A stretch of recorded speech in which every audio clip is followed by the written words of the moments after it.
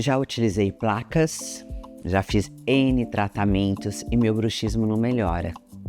Isso tem sido cada dia mais familiar aqui na nossa clínica, porque muitos pacientes hoje acreditam, você mesmo que está assistindo esse vídeo, que a placa é a resolução de todo o bruxismo, e é muito ao contrário. Eu, doutora Fabi Bastazini, 28 anos atuando na odontologia, vim aqui para esclarecer esse assunto com vocês, que tem sido cada dia mais polêmico.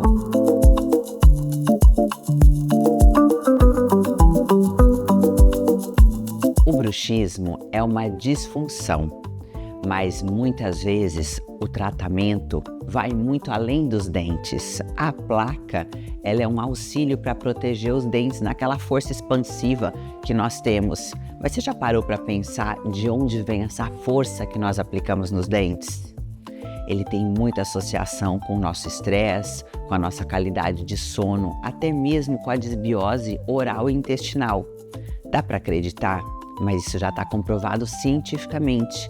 E é por isso que nós, cirurgiões dentistas promotores de saúde, precisamos informar o nosso paciente, porque quando ele conhece a verdadeira situação, ele descobre através de exame que nós realizamos aqui mesmo na clínica, que o seu cortisol está alto, aí sim, ele identificou que ele tem um problema, ele tem uma patologia e nós vamos junto tratar.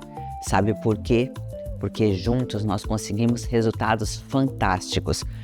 Esse é um tipo de tratamento que ele é 100% paciente dependente. Então, quando nós diagnosticamos um paciente com bruxismo, ele precisa estar exatamente informado do que vamos fazer. E o bruxismo, ele está relacionado a um estresse crônico, a uma inflamação corporal, a uma desbiose oral e intestinal.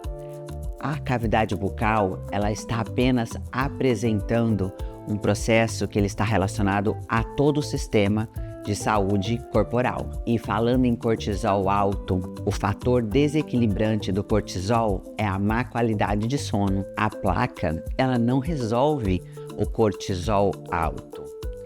É muito importante nós avaliarmos o paciente como um todo. Por quê? Os sinais clássicos aparentes na cavidade bucal, análise da mucosa e também a desbiose pode nos auxiliar sim a fechar diagnóstico preciso e promover tratamentos com qualidade de vida. A ciência já comprovou, a saúde sistêmica e a saúde bucal são inseparáveis. Por isso, de nada adianta nós focarmos apenas nos dentes. E você, sabia que a odontologia vai muito além dos dentes? Se inscreva aqui no nosso canal, acompanhe e fique por dentro.